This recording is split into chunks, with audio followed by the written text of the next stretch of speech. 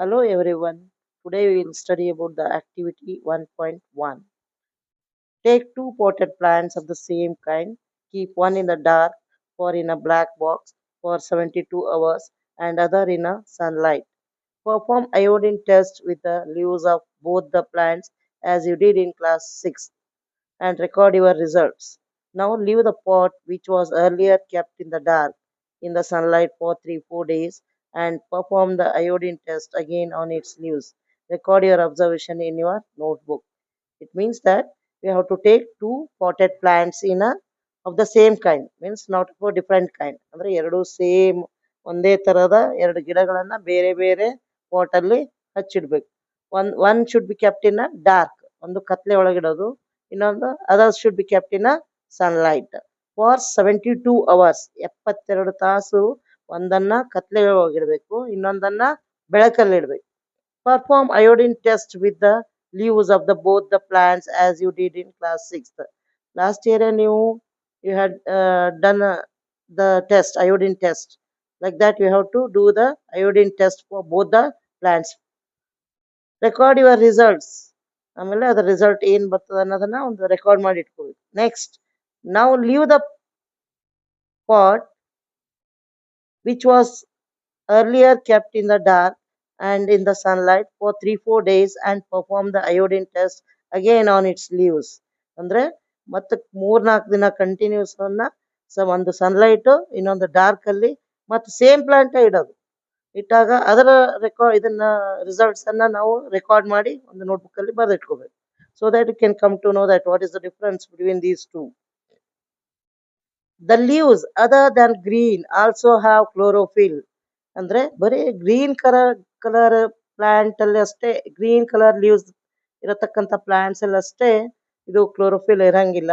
Other than green leaves ಅಂದ್ರೆ ಈಗ ಕೆಲವೊಂದು ಗಿಡದಲ್ಲಿ ಎಲೆಗಳು ಕೆಂಪದಿರ್ತಾವು, ಎಲ್ಲೋ ಇರ್ತಾವು, ಅಥವಾ ಬ್ರೌನ್ ಕಲರ್ ಇರ್ತಾವು. In that way the large amount of red, brown and other pigments mask the green colour. ಅಂದ್ರೆ ನಮಗೆ ಗ್ರೀನ್ ಕಲರ್ ಇರತಕ್ಕಂತ ಲೀವ್ಸ್ ಬದ್ಲಿ ಅದರಲ್ಲಿ ಏನಿರ್ತಾವು ಎಲ್ಲೋ ಇರ್ತದ, ಆಮೇಲೆ ಅದಕ್ಕೆ ಗ್ರೀನ್ ಇದು ಇರ್ತದ, ಲೈಟ್ ಆಗಿರ್ತದ. ಆಮೇಲೆ ಕೆಲವೊಂದು ಬ್ರೌನ್ ಇರ್ತದ, ಇನ್ನೂ ಒಂದು ರೆಡ್ಡಿಶ್ ಇರ್ತದ. ಹಿಂಗ ಬೇರೆ ಬೇರೆ ಇದು ಇರ್ತದ. ಅವು ಅವು ಕೂಡ ಏನು ಕ್ಲೋರೋಫಿಲ್ ಅನ್ನ ಕಂಟೈನ್ ಮಾಡ್ತಾವ.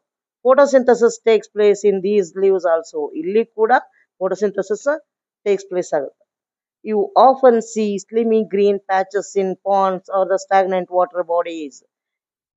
ನಾವು ಈ ಸ್ಲಿಮಿ ಗ್ರೀನ್ ಪ್ಯಾಚಸ್ ಅನ್ನ ಎಲ್ಲಿ ನಿಂತ ನೀರಿನಲ್ಲಿ ನೋಡ್ತೇವೆ. ಎಲ್ಲಿ ಈ ಕೊಳ ಅಂತವಲ್ಲ, ಪಾಂಡ್ಸ್. ಪಾಂಡ್ಸ್ ಅಂದ್ರೆ ಕೊಳ. ಆಮೇಲೆ ಸ್ಟಾಗ್ನೆಂಟ್ ವಾಟರ್ ಅಂದ್ರೆ ನಿಂತ ನೀರು, ಎಲ್ಲಿ ನೀರು ಹರಿದು ಹೋಗಂಗಿಲ್ಲ, ಒಂದೇ ಕಡೆ ನಿಂದ್ರಂತ ನೀರಿಗೆ ಸ್ಟಾಗ್ನೆಂಟ್ ವಾಟರ್ ಅಂತೀವಿ ನಾವು. ಅಂತ ನೀರಲ್ಲಿ ಏನ್ ಬೆಳೀತದ, ಗ್ರೀನ್ ಪ್ಯಾಚ್ ಬೆಳಿತಾವ. ಅದಕ್ಕೆ ಏನಂತ ಕರಿತಾವ ನಾವು, ಆ ಗ್ರೀನ್ ಪ್ಯಾಚ್ ಬೆಳೆಯೋದಕ್ಕ ಅಲ್ಲಿಗೆ ಅಂತೀವಿ ನಾವು. These are generally formed by the growth of organism called algae. ಇದು ಎದರಿಂದ ಗ್ರೋತ್ ಆಗುತ್ತ, ಅಲ್ಗೆ ಅನ್ನೋ ಒಂದು ಆರ್ಗ್ಯಾನಿಸಮ್, ಅದಕ್ಕೆ ನಾವು ಅಲ್ಗೆ ಅಂತ ಕರಿತೇವೆ. ಒಂದು ಆರ್ಗ್ಯಾನಿಸಮ್ ಗ್ರೋತ್ ಆಗುತ್ತೆ, ಅದಕ್ಕೆ ಅಲ್ಗೆ ಅಂತ ಕರಿತೇವೆ.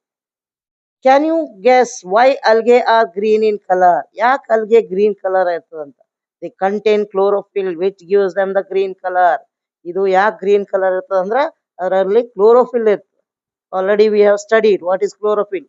Chlorophyll is nothing but the green pigment. So the algae is also contains chlorophyll, so that it is a green in color. Algae can also prepare their own food by photosynthesis.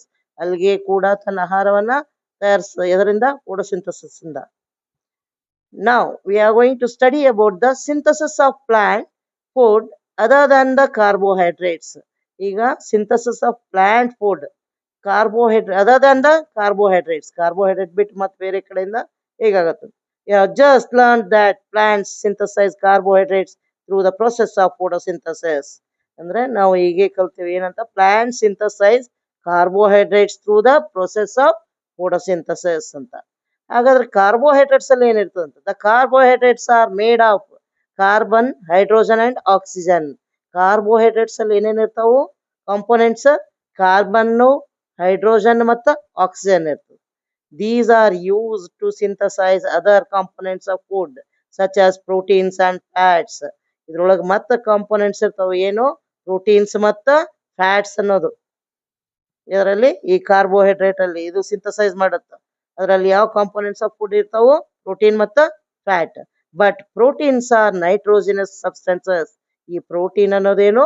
Nitrogenous substance ಇದು. Which contain nitrogen. Nitrogenous substance which contain, ಅದ್ರಾಗ ಏನು contain ಮಾಡ್ತದೆ? ಅದು nitrogen contain ಮಾಡುತ್ತೆ. From way do the plants obtain nitrogen. ಈ nitrogen ಹೇಗೆ ಸಿಗುತ್ತೆ ಅದ್ರ ನಮ್ಗಂತ. Recall that nitrogen is present in abundance in gaseous form in the air. ಅಂದ್ರೆ ನಾವು ಅಟ್ಮಾಸ್ಫಿಯರ್ ಅಲ್ಲಿ ಈ ನೈಟ್ರೋಜನ್ ಅನ್ನ ನಾವು ಗ್ಯಾಸಿಯಸ್ ಫಾರ್ಮ್ ಅಲ್ಲಿ ನೋಡ್ತೀವಿ. However, plants cannot absorb nitrogen in this form. ಆದ್ರೆ ಪ್ಲಾಂಟ್ಸ್ ಆ ನೈಟ್ರೋಜನ್ ಅನ್ನ ಅಟ್ಮಾಸ್ಫಿಯರ್ ಇಂದ ಹೇಗೆ ತಗೊಳ್ತದ ಅಂತ ಅನ್ನದ್ರ. Soil has certain bacteria that convert gaseous nitrogen into a usable form and release it into the soil. ಅಂದ್ರೆ ಈ ಸಾಯಿಲ್ ಮಣ್ಣು ಏನ್ ಮಾಡ್ತದ? ಸರ್ಟನ್ ಅದರಲ್ಲಿ ಸರ್ಟನ್ ಬ್ಯಾಕ್ಟೀರಿಯಾ ಇರ್ತಾವ. ಆ ಬ್ಯಾಕ್ಟೀರಿಯಾ ಏನ್ ಮಾಡುತ್ತ? ಗ್ಯಾಸಿಯಸ್ ನೈಟ್ರೋಜನ್, ಯಾವ ಅಟ್ಮಾಸ್ಫಿಯರ್ ಅಲ್ಲಿ ನೈಟ್ರೋಜನ್ ಇರುತ್ತೆ ಆ ಗ್ಯಾಸಿಯಸ್ ನೈಟ್ರೋಜನ್ ಅನ್ನ ಯೂಸೇಬಲ್ ಫಾರ್ಮ್ ಒಳಗ ಕನ್ವರ್ಟ್ ಮಾಡ್ಕೊತ and release it into the soil. ಅದನ್ನ ಸಾಯಿಲ್ ಒಳಗ ರಿಲೀಸ್ ಮಾಡಂಗ್ ಮಾಡ್ತದೆ. These are absorb by the plants along with the water. ಅದು ಏನ್ ಮಾಡುತ್ತ? ಈ ಪ್ಲಾಂಟ್ಸ್ ನೀರನ್ನು ಹೀರ್ಕೊಳ್ತದಲ್ಲ, ಅವಾಗ ಈ ನೈಟ್ರೋಜನ್ ಕೂಡ ಇದನ್ನ ಮಾಡ್ತದೆ.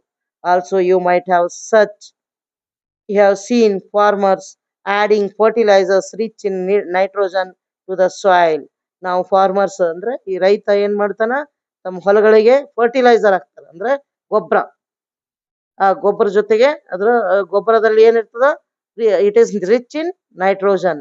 ಅಂದ್ರೆ ಅದು ನೈಟ್ರೋಜನ್ ಕಂಟೆಂಟ್ ಅದರಲ್ಲಿ ಜಾಸ್ತಿ ಇರ್ತದೆ. ಅಂತದನ್ನ ಮಣ್ಣಿಗೆ ಹಾಕ್ತಾರ ಅಂತ.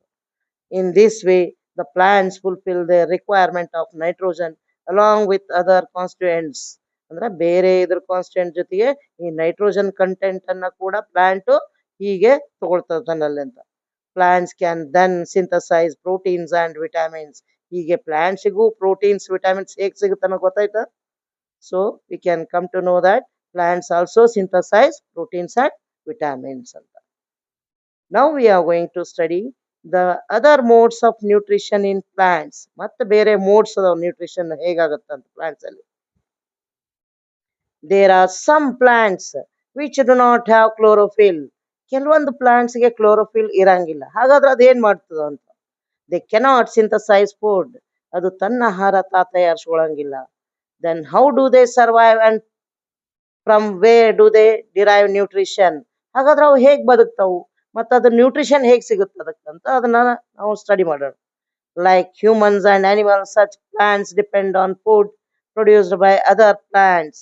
ಅಂದ್ರೆ ನಾವು ಕೂಡ ಈ ಬೇರೆ ಒಂದು ಆಹಾರ ತಿಂದು ಬದುಕ್ತೀವಿ. ಹಾಗೆ ಈ ಗಿಡ ಕೂಡ ಏನ್ ಮಾಡ್ತದ? ಬೇರೆ ಒಂದು ಪ್ಲಾಂಟ್ ಅನ್ನ ಮೇಲೆ ಅವಲಂಬಿತವಾಗಿರ್ತದಂತ. They use heterotrophic mode of nutrition. ಅದಕ್ಕೆ ಯಾವ ಟೈಪ್ ಆಫ್ ನ್ಯೂಟ್ರಿಷನ್ ಅಂತ ನಾವು heterotrophic means, hetero means we are going to depend on others for food. ಅದಕ್ಕೆ ಹಾಗೆ ಈ ಗಿಡ ಕೂಡ ಬೇರೆ ಒಂದು ಗಿಡದ ಮೇಲೆ ತನ್ನ ಆಹಾರಕ್ಕಾಗಿ ಅವಲಂಬಿತವಾಗಿರ್ತದಂತ. They use the heterotrophic mode of nutrition. In the picture they have shown here. In look at figure 1.5. This is the kaskuta. Another name for kaskuta is amarabell ಅಂತ ಕರೀತಾರ ಆ ಗಿಡಕ್ಕೆ. ಇದು ಈ ಅಮರಬೆಲ್ಗೆ ಇದು ಏನು ಒಂದು ಗಿಡ, ಇದ್ರ ಮೇಲೆ ಒಂದು ಕಸ್ಕುಟ ಗಿಡದ ಮೇಲೆ ಈ ಒಂದು ಬಳ್ಳಿ ಏನ್ ಬೆಳೆದ ಅದ್ರ ಬಗ್ಗೆ ನಾವು we are going to study regarding that. Do you see a yellow wiry branch structure twining around the stem and branches of a tree? ಈ ಗಿಡದ ಮೇಲೆ yellow wiry branches ನೀವು ನೋಡಬಹುದು, ಇಲ್ಲಿ ಅದಾವಲ್ಲ wiry branches of a tree. Twining ಅಂದ್ರೆ ಸುತ್ತಕೊಳ್ಳೋದು. Around the stem and branches of a tree ಅಂದ್ರೆ stem ಅಂದ್ರೆ ಈ ಗಿಡದ ಬೊಡ್ಡೆ ಮತ್ತ ಈ ಬ್ರಾಂಚ್ ಮೇಲೆ ಎಲ್ಲ ಇದು ಏನು ಈ ವೈರಿ ಇವು ಎಲ್ಲ ಸುತ್ಕೊಂಡಾವ್.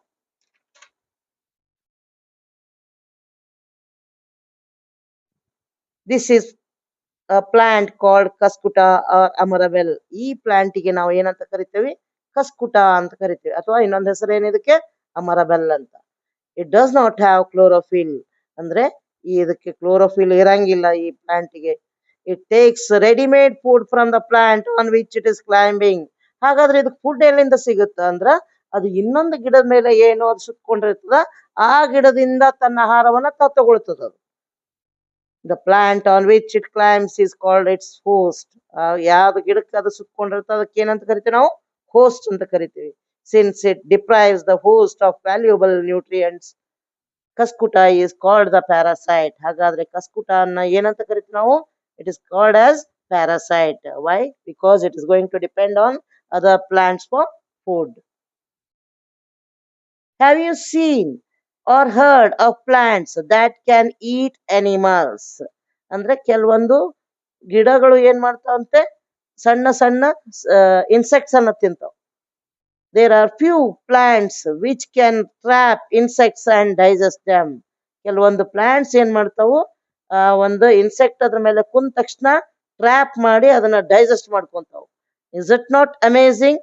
S, such plants may be green or of some other colour.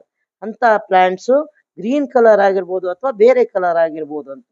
Look at the plant in figure 1.6. ಈ ಇದ್ರಾಗ ನೋಡ್ಬೋದು ಹೇಗಿದೆ ನೋಡ್ರಿ. ಇದು ಈ ಫ್ಲವರ್ ಇದು ಏನದ, ಜಗ್ ಇದು ಏನದ, ಜಗ್ ಇದ್ದಂಗ ಅದ. ಅದ್ರ ಮೇಲೆ ಒಂದು ಮೇಲೆ ಲಿಡ್ ಅದ. Such plants may be green or some other color. Look at the plant in figure 1.6. The picture-like or jug-like structure is the modified part of a leaf. ಇದು ಹೆಂಗದ? ಪಿಕ್ಚರ್ ಪ್ಲಾಂಟ್ ಅಂತ ಕರೀತಾರೆ ಇದಕ್ಕೆ, ಅಥವಾ ಪಿಕ್ಚರ್ ಲೈಕ್ ಆರ್ ಜಗ್ ಇದ್ದಂಗದ, ಮೇಲೆ ಒಂದು lid ಅದ. The apex of the leaf forms a lid which can open and close the mouth of the pitcher.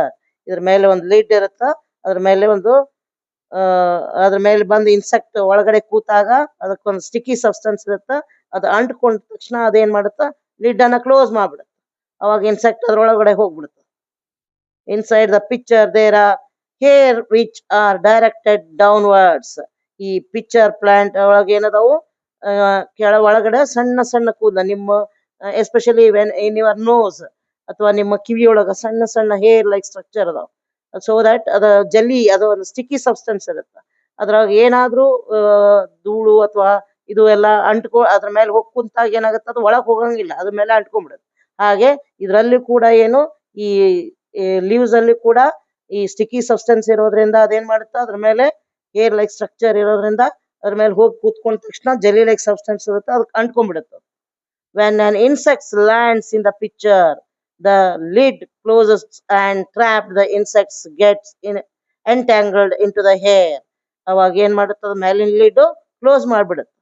ಈ ಲಿಡ್ ಕ್ಲೋಸ್ ಆದ ತಕ್ಷಣ ಇದ್ರೊಳಗ ಎಲೆ ಒಳಗ ಏನು ಹೇರ್ ಲೈಕ್ ಇವು ಇರ್ತಾವಲ್ಲ, ಅದಕ್ಕೆ ಅಂಟ್ಕೊಂಡ್ಬಿಡುತ್ತೆ, ಅದ್ರೊಳಗ ಟ್ರ್ಯಾಪ್ ಆಗ್ಬಿಡುತ್ತೆ.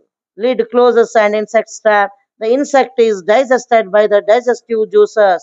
ಆ ಇನ್ಸೆಕ್ಟ್ ಒಳಗಡೆ ಡೈಜೆಸ್ಟಿವ್ ಜ್ಯೂಸಸ್ ಇರ್ತಾವ, ಅದರಿಂದ ಎಲ್ಲ ಡೈಜೆಸ್ಟ್ ಮಾಡಿಕೊಂಡು secreted in the picture and its nutrients are absorbed. ಅದರ ನ್ಯೂಟ್ರಿಯೆಂಟ್ಸ್ ಅನ್ನೋದು ಅಬ್ಸಾರ್ಬ್ ಮಾಡ್ಕೊಳ್ತದೆ. Such insect eating plants are called insectivorous plants. ಅಂದ್ರೆ ಇನ್ಸೆಕ್ಟ್ ಅನ್ನ ತಿನ್ನತಕ್ಕಂತ ಪ್ಲಾಂಟ್ ಗೆ ನಾವು ಏನಂತ ಕರಿತೀವಿ? ಇನ್ಸೆಕ್ಟಿವೋರಸ್ ಪ್ಲಾಂಟ್ಸ್ ಅಂತ ಕರಿತೀವಿ. ಹಾಗಾದ್ರೆ ಇನ್ಸೆಕ್ಟಿವೋರಸ್ ಪ್ಲಾಂಟ್ಸ್ ಅಂದ್ರೆ ಏನು? Insect eating plants are called insectivorous plants ಅಂತ.